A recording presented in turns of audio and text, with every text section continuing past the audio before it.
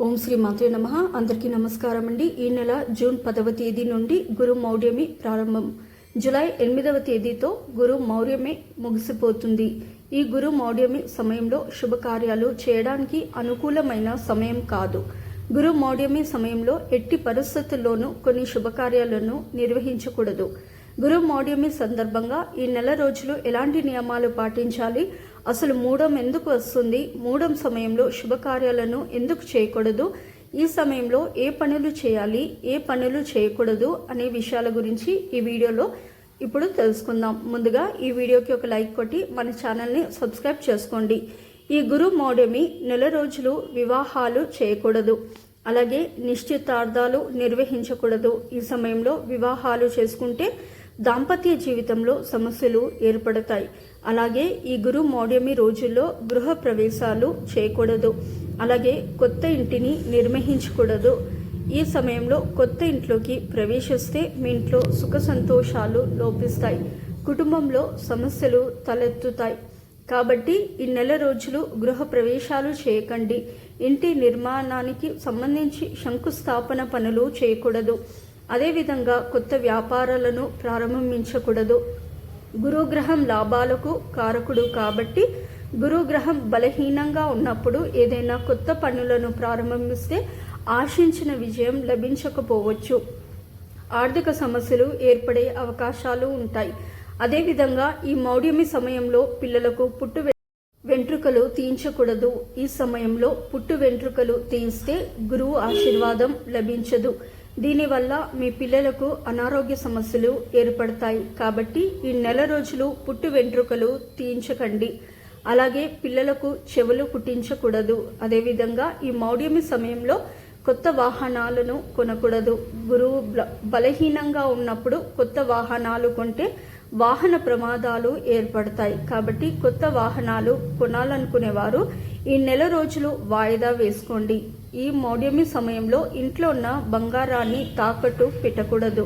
బంగారం అంటేనే లక్ష్మీ స్వరూపం కాబట్టి బంగారాన్ని తాకట్టు పెడితే ఇంట్లో ఉన్న లక్ష్మీదేవి బయటకు వెళ్ళిపోతుంది. ఈ మౌఢ్యమి సమయంలో ప్రతి ఒక్కరూ చాలా జాగ్రత్తగా ఉండాలి. శుభకార్యాలు నిర్వహించిన ఇంటికి ఆర్థిక నష్టాలు ఏర్పడతాయి. కాబట్టి ఈ గురు మౌఢ్యమి తేదీలను బాగా గుర్తించుకోండి. ఈ మౌఢ్యమి రోజుల్లో లగ్న పత్రికలు కూడా రాయకూడదు. చాలామంది ముందుగానే లగ్న పత్రికలను రాసుకుంటారు. అయితే ఈ మౌఢ్యమి సమయంలో లగ్న పత్రికలు జోలికి వెళ్ళకూడదు. కనీసం పెళ్లి మాటలు కూడా ఇంట్లో మాట్లాడుకోకూడదు. అలాగే ఈ సమయంలో ఎట్టి పరిస్థితుల్లోనూ ఉపనయనం చేయకూడదు. ఉపనయనం అనేది విద్యాభ్యాసానికి సంబంధించినది. అదేవిధంగా ముఖ్యమైన నిర్ణయాలు తీసుకోకండి. పెద్ద పెద్ద పెట్టుబడులు పెట్టకూడదు. ఈ సమయంలో అనవసరంగా డబ్బులు ఖర్చు చేయకండి. దీని ధన నష్టానికి దారితీస్తుంది. ఈ గురు మౌఢ్యమి సమయంలో ఈ పనులన్నీ చేయకూడదు. కానీ కొన్ని పనులు చేయడం ద్వారా అనుకూల ఫలితాలను పొందవచ్చు. మౌఢ్యమి సమయంలో ఎలాంటి పనులను చేయాలంటే పిల్లలకు అన్నప్రాసన వేడుకలు చేసుకోవచ్చు. అదేవిధంగా శ్రీమంతం వేడుకలు నిర్వహించుకోవచ్చు.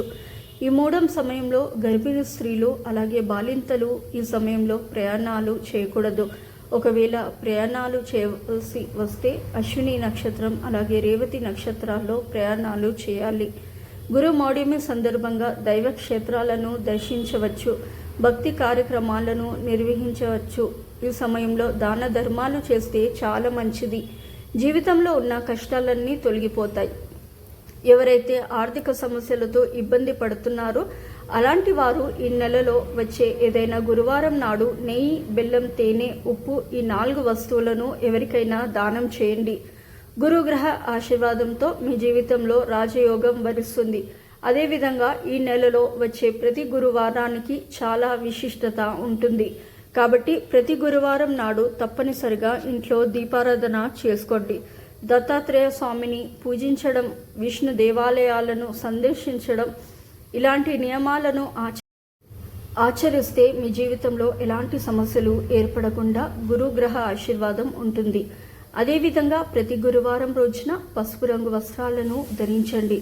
జాతకంలో అదృష్టం కలిసి వస్తుంది. అలాగే ప్రతి గురువారం స్నానం చేసేటప్పుడు నీటిలో కొంచెం పసుపు వేసుకొని స్నానం చేయండి.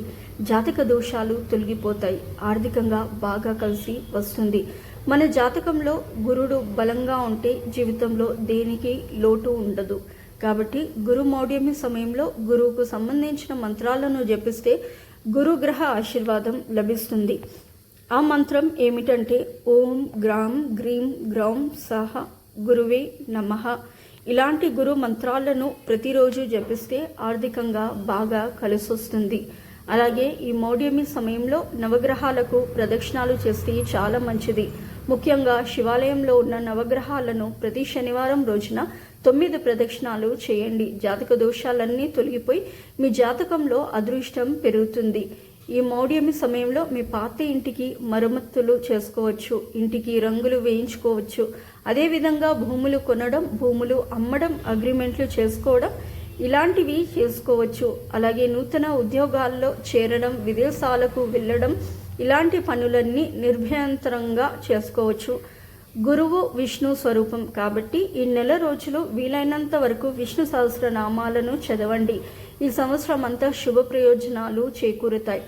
గురు మౌఢ్యమి అంటే ఏమిటి? బృహస్పతి సూర్యుడికి దగ్గరగా వచ్చినప్పుడు గురు మౌఢ్యమి ఏర్పడుతుంది. ఈ సమయంలో గురుగ్రహం బలహీనంగా ఉంటుంది.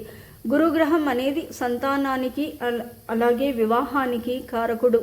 కాబట్టి గురుడు బలహీనంగా ఉన్నప్పుడు ఏదైనా శుభకార్యాలను ప్రారంభిస్తే ఎన్నో సమస్యలు ప్రారంభం అవుతాయి. కాబట్టి ఇలాంటి చిన్న చిన్న నియమాలను పాటిస్తే ఎలాంటి నష్టాలు ఏర్పడకుండా కుటుంబం అంతా సుఖ సంతోషాలతో జీవించవచ్చు.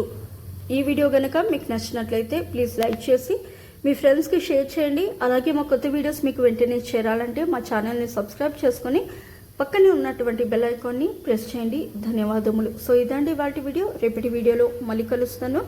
అంతవరకు సెలవు. నమస్కారము. సర్వేజన సుఖినో భవంతు. ఫస్ట్ టైం నా ఛానల్ చూసేవాళ్ళు దయచేసి లైక్ చేయండి, షేర్ చేయండి, అలాగే సబ్స్క్రైబ్ చేసుకోండి.